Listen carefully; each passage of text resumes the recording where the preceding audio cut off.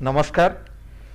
आज पुणी थरे आमे आमर कोविड संपर्कित सचेतनता को आधार करी आउ किछि ज्ञान तथ्य जनसाधारण सम्मुखें रखापी जाऊँ।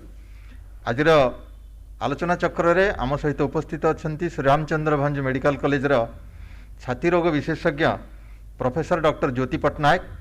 मुझे समस्त तरफ स्वागत करुच्ची। मैडम नमस्कार। आपण मैंने समस्ते जानते जे कोविड हूँ एपरी एक रोग जो मुख्यतः आम शरीर श्वासक्रिया संपर्कित अंग प्रत्यंग मान बहुल भाव में आक्रांत होती। जमतीक नाक है, गला है, फुसफुस है, ये सब अंग प्रत्यंग बेसी आक्रांत होती रोगे। से आमे आज निमंत्रित करूँ जड़े छाती रोग विशेषज्ञ जे श्रीरामचंद्र भंज मेडिकल कॉलेज रे कार्यरत अच्छा। आमे प्रथम प्रश्न पचारिबा जे तृतीय लहर रे आक्रांत व्यक्तिंकर श्वासक्रिया जनित लक्षण देखा जाउची केते? जदि एही लक्षण न थाए तेबे रोगी गुरुतर अवस्था को जीव नहीं बोली आमे धरि नबा कि? तृतीय लहर रे आमे देखा जाउची जे तंटी काटिबा, टिके टिके काश हवा, टिके छिंक हवा बेसी देखा जाउची। किंतु ये नुह जे सेकेंड वेव पळे जाइची। एबे भी किछि किछि रोगी मानकर डेल्टा वेरिएंट जोगु होउची। आमे देखुछु आम आईसीयू रे भर्ती होउचंदे किछिटा पेशेंट संपूर्ण डेल्टा वेरिएंट पळैची बोली आमे कहि परिबानी। जदि ओमिक्रॉन आसुची, ओमिक्रॉन रे आमे देखुछु जे सेते गुडा सिम्पटम्स नाही, किंतु फ्यूचर रे से पुणी बदलिबो कि नाही सेटा भी आमे कहि परिबानी। जेमती इवॉल्व होउची भूताणु सेमिति धीरे धीरे सिम्पटम्स भी चेंज करी, लक्षण भी चेंज करके आसुची। अच्छा, वर्तमान आम जानिबा जे किछि लोकन क्षेत्र रे टिके टिके अणनिश्वास लागुची ओ काश हेबा सह कफ मध्य पडुची, किंतु ऑक्सीजन सैचुरेशन बा शरीर रे अम्लजान स्तर 93% ऊपर रहुची। आमे कहूचे जे 93% होउची हमर कट ऑफ लाइन ता ऊपर रहुची। सेमाने हॉस्पिटल को स्थानांतर हवा आवश्यक कि? आमे कहूचु जोटी रेस्पिरेटरी रेट 24 ऊपर को अच्छी आउ तांकर ऑक्सीजन सैचुरेशन 93 तल को अच्छी, से को ही आम एडमिशन करूँ। ता ऊपर को जो मानकर अच्छे माइल्ड सिम्पटम्स बोली धरा जाए, जोटा इजिली घरे चिकित्सित हो पारिबो रोगी। तांकर खाली ज्वर पई टिके आमे औषध दबु, टिके विटामिन दबु, हाइड्रेशन मेंटेन करूँ, रोगी कुआई था भल कि पानी फानी पीब और रेस्ट रे रहिबो। एतिकी कले रोगी ठीक रहिबो। हॉस्पिटल रे आसी रहिया दरकार नहीं एमतिया रोगी। अच्छा, छाती रे जंत्रणा, अणनिश्वासी लागिबा आदि न थाई मध्य गत द्वितीय लहर समय रे आमे आउ गोटे शब्द शुणुलु बेसी जे हैप्पी हाइपोक्सिया, अर्थात ये सब लक्षण न थाई करी रोगीर शरीर रे ऑक्सीजन मात्रा कमी जाउथला। ये ओमिक्रॉन संक्रमण बेले सेमती किछि देखा जाउछि कि बा सेथरे किछि परिवर्तन आछि? एबे जाय देखा जायछि जे ओमिक्रॉन ता मु जेमती कहिली तंटी रे ही रहूछि, छाती के जाई नाही। जे जेतेबेले छाती को अफेक्ट करिवो सेतेबेले एनी वायरल इन्फेक्शन रे हमें ए हैप्पी हाइपोक्सिया देखि परिबा। ये नुह जे खाली कोविड रे जे आगुरु भी देखा जाउतिला, किंतु एते मात्रा रे नथिला बोली ताको डिस्कशन को आणु नथिले। एइटा गोटे वायरल इन्फेक्शन रे कॉमन जिनसटा किछि किछि रोगी मानकर ये से माने जानि पारंतिनी तांकर ऑक्सीजन लेवल फॉल करिछि।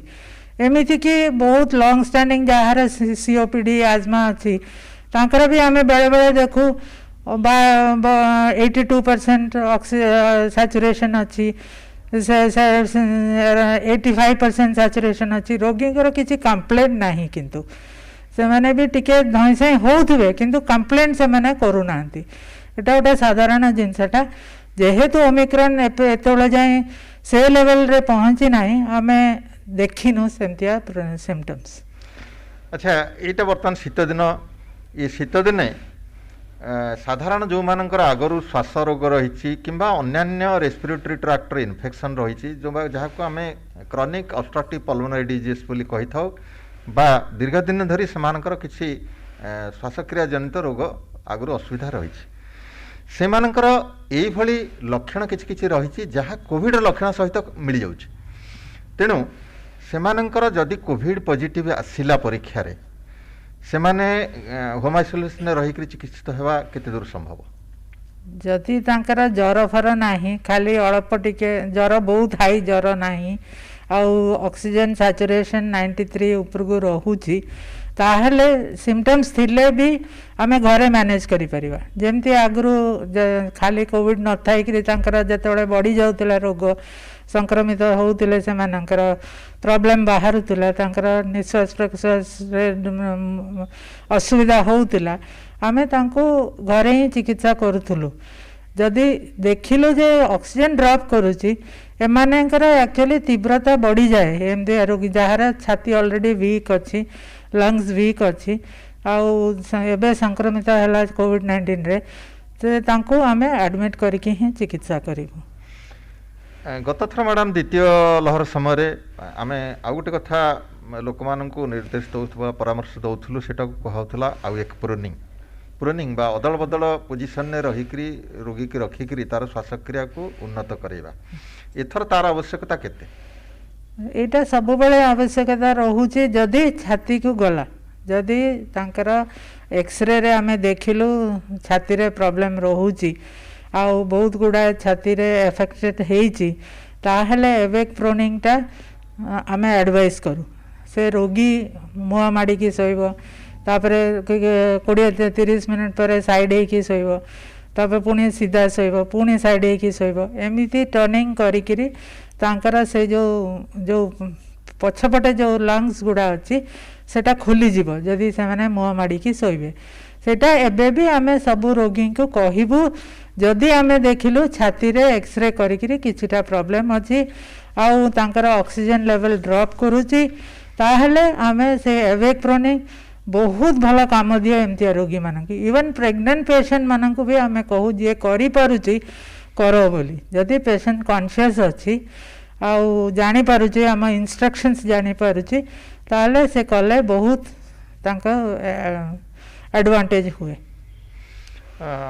ଆମେ ଦେଖୁଛୁ ଅନେକ ରୋଗୀ ଏବେ ତାଙ୍କ ମନରେ ଗୋଟେ ସନ୍ଦେହ ଜାତ ହେଉଛି ଯେ ଓମିକ୍ରନ୍ରେ ତ ସଂକ୍ରମଣ ହେଲେ ଆମେ ଲକ୍ଷଣ ବେଶୀ ରହୁନାହିଁ, କିନ୍ତୁ ଆମ ଅଜାଣତରେ କାଳେ ଆମର ଛାତିର ଫୁସଫୁସ୍ ଅନ୍ୟାନ୍ୟ ଅଙ୍ଗ ପ୍ରତ୍ୟଙ୍ଗ ସଂକ୍ରମିତ ହୋଇଯାଇଥିବ, ଆମର ଲକ୍ଷଣ କିଛି ଆସୁନି ବୋଲି ଆମେ ସାବଧାନ ହେଉନୁ। ସେଥିପାଇଁ ଗୁଡ଼ିଏ ଲୋକ ହସ୍ପିଟାଲକୁ ଅଯଥା ଧାଉଁଛନ୍ତି ଏକ୍ସରେ, ସିଟି ସ୍କାନ୍ ଆଉ ଅନ୍ୟାନ୍ୟ ସବୁ ବଡ଼ ବଡ଼ ପରୀକ୍ଷା ନିରୀକ୍ଷା କରିବା ପାଇଁ। ଏ ବାବଦରେ ଆପଣ ସେମାନଙ୍କୁ କ'ଣ ଉପଦେଶ ଦେବେ? ଏଗେନ୍, ଯଦି ସଂକ୍ରମିତ ହେଇକି ମାଇଲ୍ଡ ସିମ୍ପଟମ୍ସ ଅଛି, ତାହେଲେ କିଛି ଦରକାର ନାହିଁ, ଖାଲି ଆମେ ବ୍ଲଡ଼ ଟେଷ୍ଟ ଯେମିତିକି CBC, ଆଉ ଯଦି ଡାଇବେଟିସ୍ ଅଛି କି ହାଇପରଟେନସନ୍ ଅଛି, ତାହେଲେ ଟିକେ ସୁଗାର ଆଉ କିଡ଼ନୀ ଫଙ୍କସନ୍ ଟେଷ୍ଟ, ଏତିକି ମାତ୍ର କରୁ। ଯଦି ପେସେଣ୍ଟର ଆଡ଼ମିସନ୍ ହେବା ଜରୁରୀ ହେଲା, ତାହେଲେ ଆମେ ଜାଣିଲୁ ଯେ ତୀବ୍ରତା ବଢ଼ିଲା, ତାହେଲେ ସବୁ ଯାକ ଟେଷ୍ଟ ଆମେ ନିଜେ ଅର୍ଡ଼ର କରିବୁ। କିନ୍ତୁ ଯେଉଁ ପେସେଣ୍ଟମାନଙ୍କର ହସ୍ପିଟାଲାଇଜେସନ୍ ଦରକାର ନାହିଁ, ଡାକ୍ତରଖାନାରେ ଆଡ଼ମିଟ୍ ହେବା ଦରକାର ନାହିଁ, ତାଙ୍କର ଅଯଥା ଟେଷ୍ଟ କରିକିରି ନିଜ ଉପରେ ଅସୁବିଧା କରିବାର କିଛି ଆବଶ୍ୟକତା ନାହିଁ। ଆମେ ଗଲାଥର ଆଉ ଗୋଟେ କଥା ଆଲୋଚନା କରୁଥିଲୁ, ଯାହା କୁହାଉଥିଲା ଲଙ୍ଗ୍ କୋଭିଡ୍, ଅର୍ଥାତ୍ କୋଭିଡ୍ର ଦୀର୍ଘମିଆଦୀ ପ୍ରଭାବ। କୋଭିଡ୍ ଛାଡ଼ିଗଲା ପରେ ଆପାତତଃ ମଧ୍ୟ କିଛି ଦିନ ପର୍ଯ୍ୟନ୍ତ, କିଛି ମାସ ପର୍ଯ୍ୟନ୍ତ ଲୋକମାନଙ୍କ ଦେହରେ କିଛି କିଛି ଲକ୍ଷଣ ରହୁଥିଲା, ଯେମିତିକି ସାମାନ୍ୟ କାଶ ହେବା, ଟିକେ ଟିକେ ମଝିରେ ମଝିରେ ଦେହ କସମସ୍ ଲାଗିବା, ଏସବୁ ଜିନିଷ ରହୁଥିଲା, ବା ଥଣ୍ଡାରେ ଟିକେ ବୁଲି ଆସିଲେ ଅବଶ ଲାଗିବା, ଏସବୁ ଜିନିଷ ରହୁଥିଲା। ସେଇ ଲଙ୍ଗ୍ କୋଭିଡ୍ ଏଥର ଦେଖାଯାଉଛି କି? ଆକ୍ଚୁଆଲି ଓମିକ୍ରନ୍ ଏତେ ରିସେଣ୍ଟଲି ହେଇଛି, ଆମର ଟାଇମ୍ ହେଇନି ଲଙ୍ଗ୍ କୋଭିଡ୍ ଜାଣିବା ପାଇଁ। 8 ୱିକ୍ ପରେ ହିଁ, ପ୍ରାୟ 3 ୱିକ୍ରୁ 8 ୱିକ୍ ପରେ ହିଁ ଲଙ୍ଗ୍ କୋଭିଡ୍ର ସିମ୍ପଟମ୍ସ ଆସେ। ଭଲ ହେଇଯାଏ ରୋଗୀ, ତାପରେ କିଛି ଦିନ ସେ ଭଲ ହେଇକି ରହେ, ତାପରେ ପୁଣି ଚେଷ୍ଟର ସବୁ ସିମ୍ପଟମ୍ସ ଆସେ, କାଶିଥିବ, ଧଇଁ ସଇଁ ହେଉଥିବ, କିମ୍ବା ତାଙ୍କୁ ବହୁତ ହାଲିଆ ଲାଗୁଥିବ, ହେଡ଼େକ୍ ହେଉଥିବ, ଏମିତିଆ ସବୁ ଆମେ ଦେଖାଯାଏ। ଟାଇମ୍ ହେଇନି। ସୋ ଓମିକ୍ରନ୍ କେମିତି ପ୍ରୋଗ୍ରେସ୍ କରିବ, କେମିତି ରୋଗୀଙ୍କ ଦେହରେ କ'ଣ ଲକ୍ଷଣ ଦେଖାଇବ, କହିବାଟା ଏବେ ବହୁତ ଶୀଘ୍ର ଏବେ ଆମେ କହିପାରିବା ନାହିଁ। ଟାଇମ୍ ହେଲେ ହିଁ ଆମେ ଜାଣିବା ଯେ କ'ଣ ସେ ଲକ୍ଷଣ ଦେଖାଇବ ଓମିକ୍ରନ୍।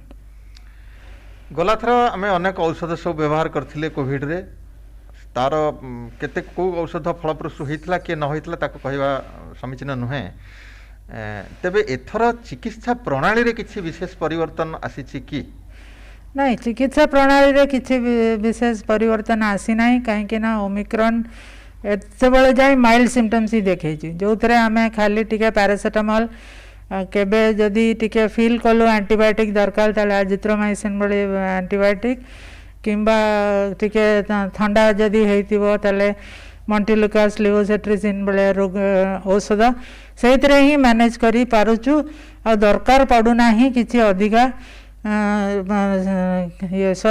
ये प्रणाली गुड़ा दरकार पड़ूना ट्रीटमेंट जहाँ थिला सेमती ही चली एतिकी जे देखा जाइछि ओमिक्रॉन रे जदि आमको रेमडेसिविर दबाक पड़ला पेशेंट भर्ती हैला और रेमडेसिविर दबाक पड़ला ताले 3 दिन काफी जेते प्रीवियस लहर रे आम 5 दिन रु 10 दिन जाए दौलु बहुत सीवियर पेशेंट जी एक्मोरे अच्छी तांको आम 10 दिन जाए दौलु आउ जदि खाली से एडमिशन होती वार्ड रे ताले 5 दिन रे बंद करतलु ओमिक्रॉन रे 3 दिन यथेष्ट बोली कह जाउछि किछि लोकन क्षेत्र में देखा जाउछि जे कोविड भली लक्षण रहउछि कोविड रे जेम जेमते लक्षण तांक ठारे सेमती देखा जाउछि मात्र बारंबार परीक्षा करबा सत्ते मध्ये सेमानकर कोविड नेगेटिव आसुछि किछि डाक्टर ए भली रोगी माननकु आइसोलेशन रहिया पे परामर्श दउचंती ए विषय आपण कोन कहिबे लोकन देखंतु कोनोसी टेस्ट 100% हमको डायग्नोसिस दबो बोली माने नाही जदि डाक्टर फील करूचंती सेटा कोविड रा सबु लक्षण अच्छी एक्सरे देखिला कोविड भाया दिशुची किंतु आसु नाही आमे एमती बहुत गुडे केस देखीचु आम मेडिकल कॉलेज रे भी आमे सबु टेस्ट कला परे भी बेले बेले आसे नाही किंतु जेतेबेले आमे ट्रीटमेंट दउचु कोविड रो ट्रीटमेंट पेशेंट धीरे धीरे इम्प्रूव करूची सेति डाक्टर जदि फील करूची ना एटा कोविड ही एंड से कहूची आइसोलेशन रे रहिया पई रोगी सेटा मानिबा उचित आउ से चिकित्सा नबा उचित ताहले से आउ तीव्र हेकरी तांको किछि असुविधा हबो नाही आउ तांका आखपाखरे जो माने अछंती से माने संक्रमित हेबे नाही किछि लोक एबे भी पचारचंती जे दुईटी टीका संपूर्ण करि सारी थिले मध्य अल्प किछि लोक सेतिरे पुणी कोविड रे आक्रांत होउचंती एमती काहे के होउची आउ से माने कोन करिया उचित हेति पई आउ सेमिति जेमिति कहले टेस्ट विषय सेमिति कौन सी टीका आज जाए नाही जोटा 100% प्रोटेक्शन दब सो ये किछिटा रोगी मानक किछि लोकंकर ये रोग प्रतिरोध शक्ति इम्यूनिटी कम थाए जमती जार किडनी प्रॉब्लम अच्छी जार हार्ट प्रॉब्लम अच्छी जार लिवर प्रॉब्लम अच्छी जार कैंसर ट्रीटमेंट चलची जार ऑर्गन ट्रांसप्लांट एमती रोगी मानकर रोग प्रतिरोध शक्ति कम थाए से वैक्सीनेशन देले भी तांका ये इम्यूनिटी बढ़ेबा एते संभव नुह एमिति भी किछि न थाए कि मध्य किछि लोकंकर इम्यूनिटी ठीक भाव में आसे नाही तांको हेई पारे ये कोविड सेति पई से माने डिस्टेंसिंग मास्किंग जेमती करुले टीका नहीं बोली आउ मास्किंग करी नहीं सोशल डिस्टेंसिंग मेंटेन करी नहीं सेटा ठीक नुह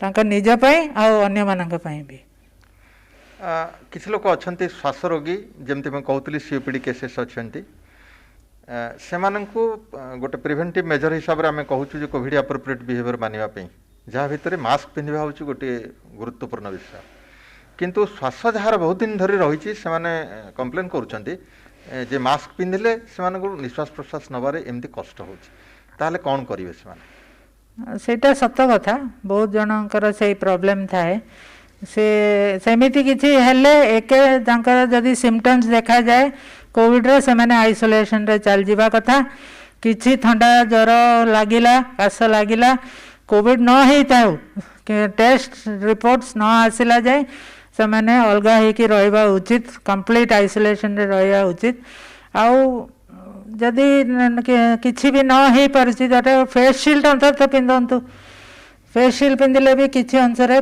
निजे पई आ अन्य रोग लोकंग पई प्रोटेक्शन हेकि रहिबो सेटा ए जो फेस शील्ड जेमती छोटा हेलमेट टाइप रे आगे थाई कि सेटा कहउछन हाँ हाँ हाँ जो काच प्लास्टिक रो गोटे सामना रे थिबो सेटा लगेबे ताले किछि अंश रे प्रोटेक्शन 100% प्रोटेक्शन हुए नाही किंतु किछि अंश रे प्रोटेक्शन दिए सेटा। अच्छा गतकाली आम जानी खबर आसूची जे आम राज्य में 145 जन ओमिक्रॉन पॉजिटिव चिन्हित होती। विश्व स्वास्थ्य संगठन मध्य सूचना दौरान जे ओमिक्रॉन रो इन्फेक्टिविटी बढ़िया सहित धीरे धीरे धीरे धीरे तार घातक शक्ति मध्य वृद्धि पाउछि बोली खबर आसी विश्व स्तर में। तेबे एई परिप्रेक्षी रे आमर कर्तव्य कौन आम कौन करबा? देखंतु जेतेबेले कोविड पई गोटे ही कर्तव्य जदि आइसोलेशन जदि सिम्पटम्स है आइसोलेशन रे रहइबो आ चिकित्सा नब डाक्तर संगे परामर्श करिबो आ जदि हेई नाही ताले आमे मास्क रेगुलरली पिंधिबो। जो माने सब हेल्थ वर्कर अछंती डबल मास्क पिंधिबे आ जो माने अन्य माने सिंगल मास्क हेले भी चलिबो किंतु मास्क निश्चित भाव रे पिंधिबे। जे कौन बाहर को जाउछंती जोटी गहली रे जेते अवॉइड करिवे जेते आमर फंक्शंस गुड़ा अवॉइड करिवे ता सेम नियम गुड़ा जोटा चालू थिला आज जाए संक्रमण कमेया पे सेटा चालू रखिबे। गोटे कथा होची जे कोविड रु भल होबा परे लोक किछि संदेह करचंते तांकर छाती परमानेंटली किछि डैमेज हो जाउची कि बा फुसफुस भितर सेमती किछि दीर्घस्थायी क्षत रही जीवार संभावना अच्छी कि से प्रश्न पचारुचंती तांको कोन उत्तर दबा? हाँ जो मानकर सीवियर रोग होता जो माने वेंटिलेटर रे थिले जो माने आईसीयू रे रही चंती तांकर आमे प्राय देखुचु शतकड़ा 75% लोकंकर किछि ना किछि सिम्पटम रहउची काहर काहर बहुत सीवियर सिम्पटम्स रहउची तांकर बहुत गुड़ा फुसफुस नष्ट होउची आउ तांका सब प्रकार चिकित्सा रे रहियक पड़ुची। ऑक्सीजन बेले बेले होम ऑक्सीजन दरकार पड़ुची तापरे आमे लंग एक्सरसाइज गुड़ा तांको सिखौचु रिहैबिलिटेशन पे जेमती सबू से माने सेतिकी रे मैनेज करि परिबे। प्राणायाम भली श्वासक्रिया भी भल काम दउची एगुड़ा सब हमको करिया पड़ुची। अच्छा गला थर आउ गोटे चिकित्सा पद्धति आम राज्य में आरंभ करागला परिस्थिति को लेकर सेटा होची एकमो चिकित्सा। से एकमो चिकित्सा बाबद कौन टिके लोक मान कहिबे सेटा कौन प्रकृत? एकमो होची लास्ट रिजॉर्ट माने जतेबेले आउ किछि फुसफुसटा पूरा नष्ट हो जाइछि आउ आमे जेते वेंटिलेटर रे रखिले भी रोगी उन्नति हो नाही ताले लंग्स को आमे रेस्ट दबा पे तांको एकमो रे पकाउछु। एकमो होची गोटे जंत्र जो जोटी जा जरिया आम रक्त सबू ऑक्सीजनेशन हब किंतु लंग्स जरिया नुह से बाहर मेसीन जरिया हब ताले लंग्स रेस्ट नहीं करी आमर धीरे धीरे सेटा इम्प्रूवमेंट हब से आशा रे एकमोटा व्यवहार हुए किंतु से पद्धतिटा बहुत मुश्किल बहुत कम सक्सेस रेट आम देखुचु। फिर भी जो मानकर बहुत कम लोकंकर ये कम बयस जार जो माने एकमो रे जाइछंती किछिटा इम्प्रूवमेंट हेकी आसीचंती किंतु वयस्क लोक जार आगुरु से स्मोकिंग एरिका करुले आगुरु तांकर फुसफुस खराब अच्छी से माने एकमो रे रहीकि भी एते सक्सेस आमे पाई ना। धन्यवाद मैडम बहुत सुंदर सुंदर तथ्य आम जनसाधारण को आप आज प्रदान कले। आशा जनसाधारण या व्यवहारिक ज्ञान हासिल करी कार्य लगे पारे। आम पुणी आगामी दिन मानक विभिन्न विशेषज्ञ मान डाकिकी आहरी अधिक आलोचना ये समय जारी रखिबू। तेरे गोटे मात्र अनुरोध आपण मैंने आज पर्यंत जहाँ शुणिले से देखुंत जहाँ को आम कोविड एप्रोप्रिएट बिहेवियर बा कोविड आचरण बोली कहूँ से कोविड आचरण होइछि सर्वोत्तम प्रतिषेधक व्यवस्था। तेणु जेते अन्य व्यवस्था थिले बा नुआ औषध बा नुआ चिकित्सा प्रणाली आसिले मध्य आमको सही मौलिक व्यवस्था जहाँ को कोविड आचरण कहुच्छे ताको निश्चित भाव में कड़ाकड़ी पालन करने पड़ो। ताहा होछि गोटे अमोघ औषध भली जहाँ आमको कोविड रु अधिकांश क्षेत्र में सुरक्षा प्रदान कर। मुझे कहूँ चाहूँगी prevention is better than cure सेटा सबु बेल पई सत। धन्यवाद मैडम आपण मानक नमस्कार। नमस्कार।